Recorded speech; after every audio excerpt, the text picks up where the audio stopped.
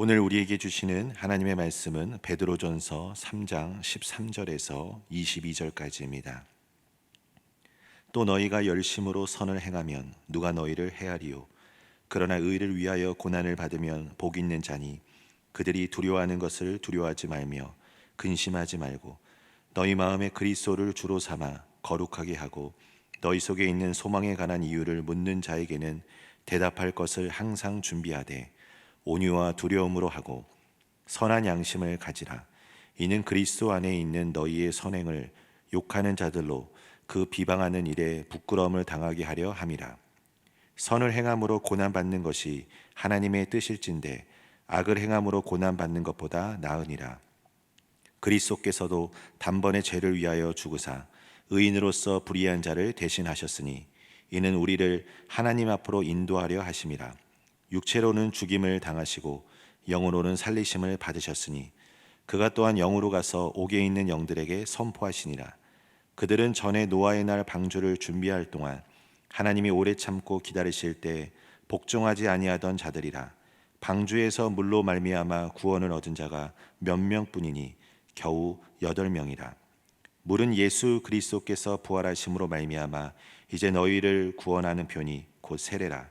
이는 육체의 더러운 것을 제하여 버림이 아니요 하나님을 향한 선한 양심의 간군이라. 그는 하늘에 오르사 하나님 우편에 계시니 천사들과 권세들과 능력들이 그에게 복종하느니라. 아멘. 하나님의 은혜가 우리 성도님들의 삶 가운데 충만하게 임하시기를 예수님의 이름으로 소망합니다. 열심히 선을 행하는 자에게 해야 할 사람은 거의 없을 것이라 생각합니다. 하지만 이것이 신앙과 연관된다면 우리는 선을 행하고도 고난을 당할 수가 있습니다. 사랑하는 성도 여러분, 우리를 박해하는 자들을 위하여 어떻게 해야 할까요? 선을 행하는데도 고난이 따르는 이유는 무엇일까요? 그 이유 중에 하나는 세상이 선하지도 온전하지 못하기 때문입니다. 우리가 그리스도를 주로 고백한다는 것은 우리의 모든 삶이 예수님께 속해 있다는 것을 의미하며 예수님의 뜻에 절대적으로 순종함을 의미합니다. 로마서 12장 2절에 너희는 이 세대를 본받지 말고 오직 마음을 새롭게 함으로 변화를 받아 하나님의 선하시고 기뻐하시고 온전하신 뜻이 무엇인지 분별하라 라고 말씀합니다. 예수님을 믿는 자들에게 중요한 것은 하나님의 뜻을 알고 순종하는 것입니다. 세상이 선하다고 말하다 할지라도 앞서 말씀드린 것처럼 세상은 선하지도 온전하지 못하기 때문에 하나님의 뜻과 반대되는 경우가 있다는 것입니다. 오늘 본문은 예수님을 믿는 자로서 당할 수밖에 없는 고난에 대해 다루고 있지만 의를 위하여 고난을 받으면 복이 있다라고 성경이 우리에게 말하고 있습니다. 물론 이 복은 현세적인 것이 아니라 종말에 이루어지는 미래적인 것을 의미합니다. 여기서 베드로는 초대 유대인 그리스도인들이 동족들로부터 핍박을 받고 있다는 것을 잘 알고 있었습니다. 하지만 베드로는 그들이 두려워하는 것을 두려워하지 말고 신앙에 대한 공격이 들어올 때 대답할 말을 미리 준비하고 공격적인 논쟁적인 태도가 아닌 온유와 두려움으로 대응하라고 권면합니다. 예수님께서도 육신의 생명만을 빼앗는 세상 권력자들을 두려워하지 말고 육신과 영혼을 멸하실 수 있는 하나님만을 두려워하라고 말씀하셨습니다. 진정 두려워야 할 것이 무엇인지를 아는 것이고 믿음으로 인해 세상으로부터 현재 고난을 당하고 있다 할지라도 인내하면 최종적으로 복 있는 자로서 하나님께 상 받을 것이라는 말씀입니다. 고난은 결코 가벼운 것이 아닙니다. 이 고난은 우리의 신앙을 흔들고 때로는 무너지게 할 수도 있습니다. 그래서 바울도 힘에 겹도록 심한 고난을 당하여 자신이 살 소망까지 끊어졌다라고 말하였습니다. 하지만 베드로는 15절 말씀에 우리에게 중요한 메시지를 전해주고 있습니다. 바로 소망입니다. 베드로전서 1장 3절에 이미 언급된 산 소망입니다. 이 내용은 하늘에 간직한 썩지 않고 쇠하지 않는 것입니다. 예수님께서 나타나실 때 완성될 구원입니다. 이 소망이 있는 자는 고난 속에서도 인내할 수 있고 담대할 수 있으며 기뻐할 수 있습니다. 사도행전 5장 41절에 사도들은 그 이름을 위하여 능욕받는 일에 합당한 자로 여기심을 기뻐하면서 공회 앞을 떠나니라 라고 말씀합니다. 사도들이 기뻐할 수 있는 이유가 무엇입니까? 그것은 그 고난의 이유를 알고 있었기 때문입니다. 내가 받고 있는 고난이 어떤 이유에서 온 것임을 알고 있는 자는 그 고난 속에서도 인내할 수 있고 기뻐할 수 있습니다. 사도들이 지금 무엇을 위해 사는지, 무엇을 바라보고 살고 있는지 우리는 이 본문을 통해 알 수 있습니다. 히브리서 11장에 기록된 믿음의 영웅들을 한번 살펴보십시오. 히브리서 11장 25절 26절에 모세에 대해 이렇게 전하고 있습니다. 도리어 하나님의 백성과 함께 고난받기를 잠시 죄악의 낙을 누리는 것보다 더 좋아하고 그리스도를 위하여 받는 수모를 애굽의 모든 보화보다 더 큰 재물로 여겼으니 이는 상 주심을 바라봄이라. 바라봄의 법칙이 있습니다. 우리는 바라보는 것에 닮아가게 되어 있습니다. 바라보는 것에 따라가게 되어 있습니다. 그렇다면 여러분은 지금 무엇을 바라보고 계시고 여러분의 삶을 강력하게 이끌고 있는 것은 무엇입니까? 15절 말씀대로 마음에 그리스도를 주로 삼는 분들은 세상에 속한 것에 마음을 두지 않습니다. 왜 그렇습니까? 영원한 가치를 알고 보았으며 경험하였기 때문입니다.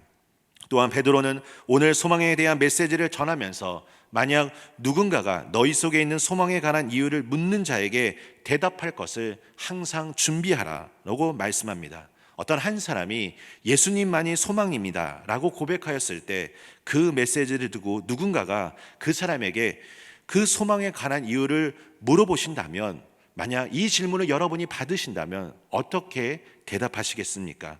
예수님을 믿는 우리들에게 약속된 미래적인 것도 있지만 지금 이 순간도 언제나 나와 함께 하시는 하나님의 능력과 보호하심이 있다는 것입니다.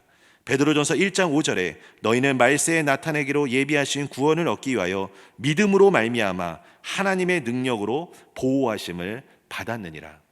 주님과 친밀하고 성령님의 인도하심을 따라 동행하는 자는 세상의 물음에 답을 가지고 있습니다.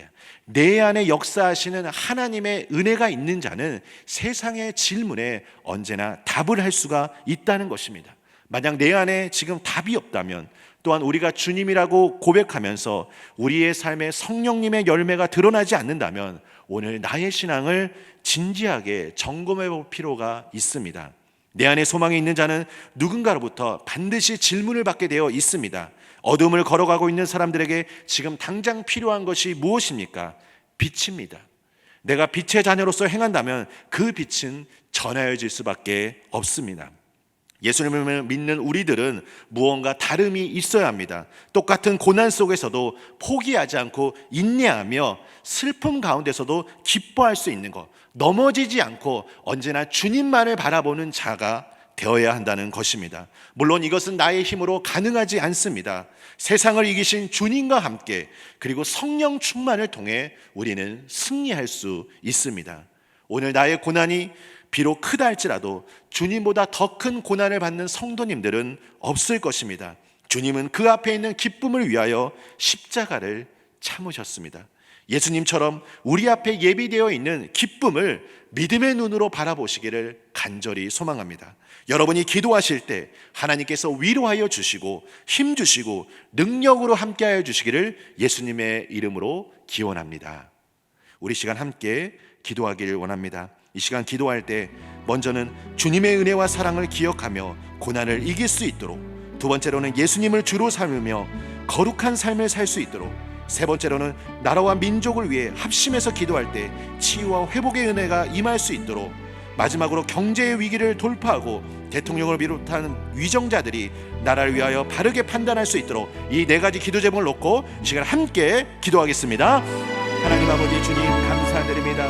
오늘 시간 우리를 이 자리에 불러주셔서 오늘 말씀을 따라 우리가 이 시간 깨닫는 은혜를 얻기를 원합니다. 주여 이 시간 빛으로 오신 예수님 우리 가운데 지혜로 함께하여 주시고 하나님 아버지 이 말씀을 따라 우리가 순종하며 나아갈 수 있도록 주님 축복하여 주시옵소서. 고난이라는 것이 결코 가벼운 것은 아니지만 고난이라는 것이 우리의 신앙을 흔들고 무너지게 할 수 있지만 아버지 하나님, 세상을 이기신 예수 그리스도와 함께 예수 그리스도의 능력으로 우리가 이 모든 것들을 이겨낼 수 있도록 주님 축복하여 주시옵소서. 주님의 은혜가 언제나 내 자리에 머물고 있음을 기억하기를 원합니다.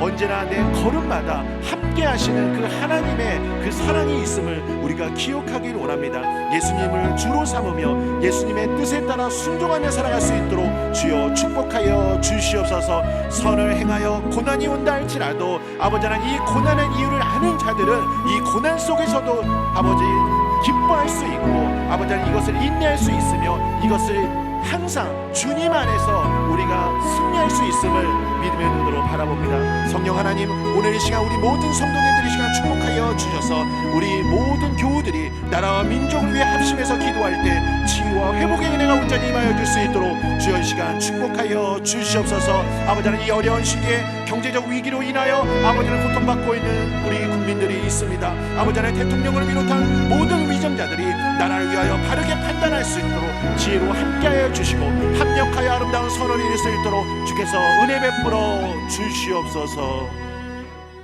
이제는 우리 구주 예수 그리스도의 은혜와 하나님 아버지의 그 크신 사랑하심과 성령 하나님의 인도교통 역사 충만하심이 어떠한 상황 속에서도 믿음의 주요 온전케 하시는 예수 그리스도만을 바라보며 승리하며 그 신학의 길을 살아가기를 원하는 믿음의 성도들 삶 가운데 이제부터 영원까지 함께 하시기를 간절히 축원하옵나이다.